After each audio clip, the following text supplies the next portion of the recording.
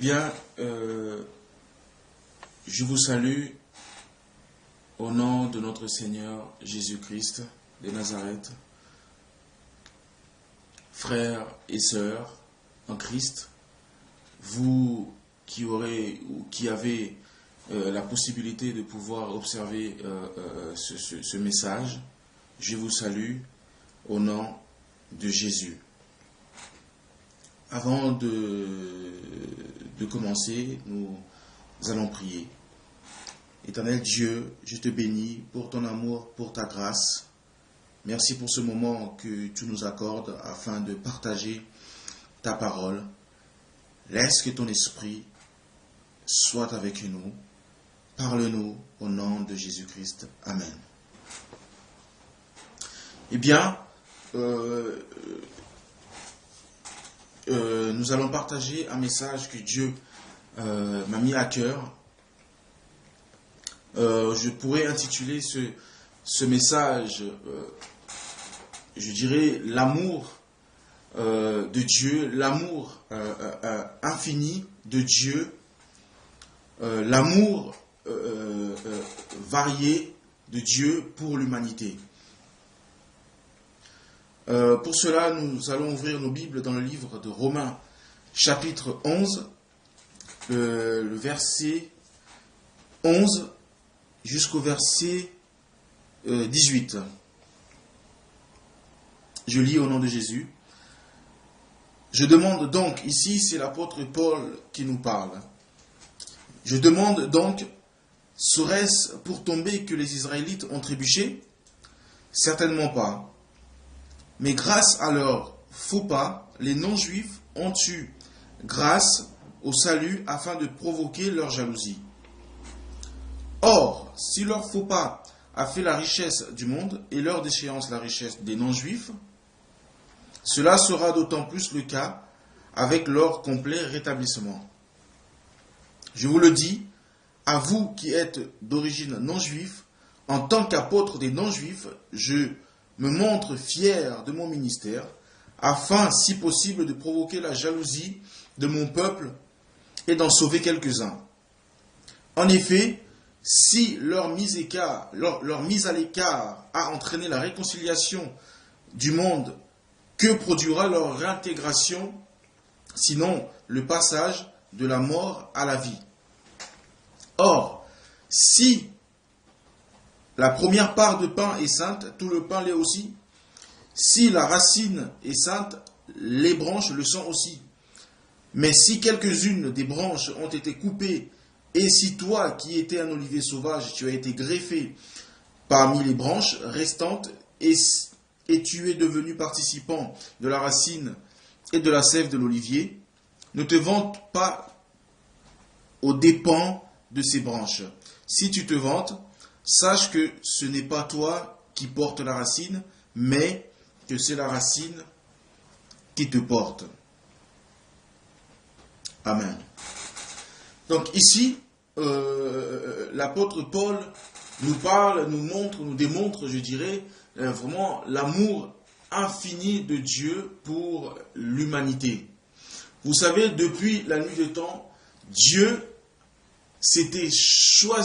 avait choisi un peuple pour habiter au milieu d'eux, s'était choisi un peuple pour démontrer sa puissance sur la terre, démontrer son amour, vivre avec ce peuple, afin que le monde sache réellement qu'il y a un Dieu qui a créé l'humanité, et que ce peuple puisse témoigner la gloire de Dieu sur la terre. Donc ce peuple, comme nous le savons, c'est le peuple israélite, le peuple juif que Dieu a toujours, souvent utilisé depuis le commencement pour démontrer sa puissance. Dieu avait traité une alliance. Dieu a tendu sa main vers ce peuple pour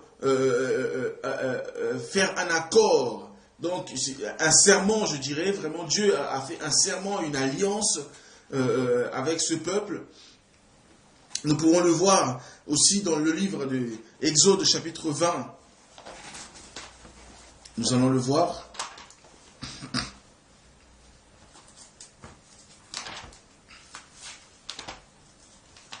Exode chapitre 20, à partir du premier verset.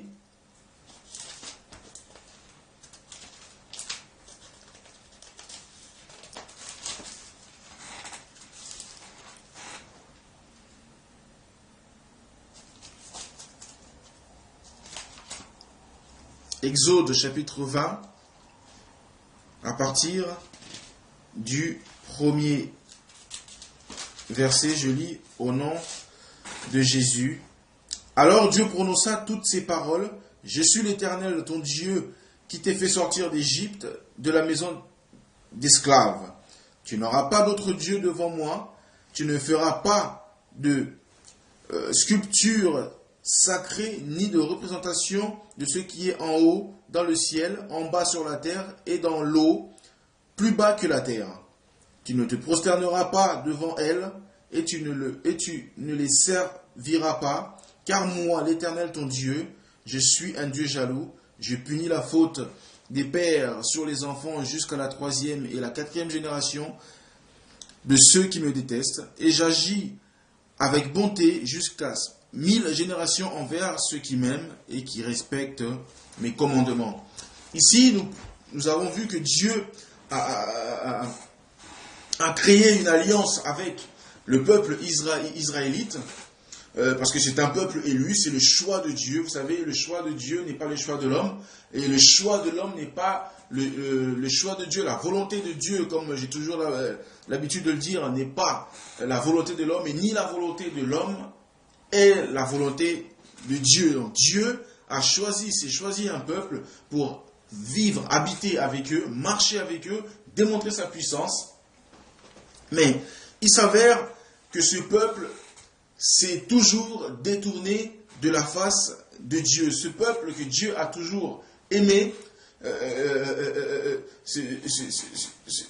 aller se prosterner, se fabriquer des dieux, or que dans l'alliance que Dieu avait établie, vous savez, les 10 commandements que Dieu a donnés à Moïse pour le peuple d'Israël, c'était une alliance,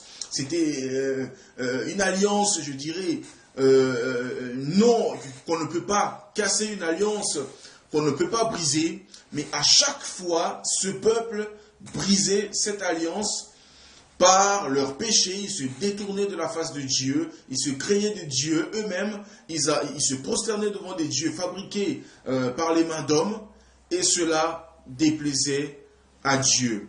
Mais Dieu, par son amour, il revenait toujours vers ce peuple, il s'est donné à eux, mais malheureusement, à chaque fois, comme nous le savons, on nous l'a souvent prêché, on nous l'a souvent raconté, ce peuple se détournait toujours de la face de Dieu. Et comme nous l'avons vu dans le livre de Romains, chapitre 11, Dieu, par leur faux pas, donc le faux pas du peuple israélite, donc leur désobéissance, nous pouvons aussi le voir au niveau de la désobéissance dans le livre de Ésaïe, chapitre 65, à partir du premier verset.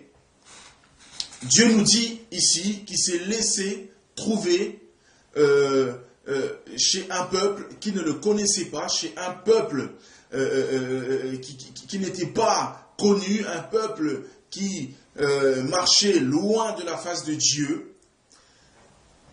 Ici, la Bible veut simplement nous dire que ce peuple qui ne cherchait pas Dieu, c'est tout simplement le peuple non juif. Cela veut dire vous et moi qui ne faisons pas partie du peuple juif.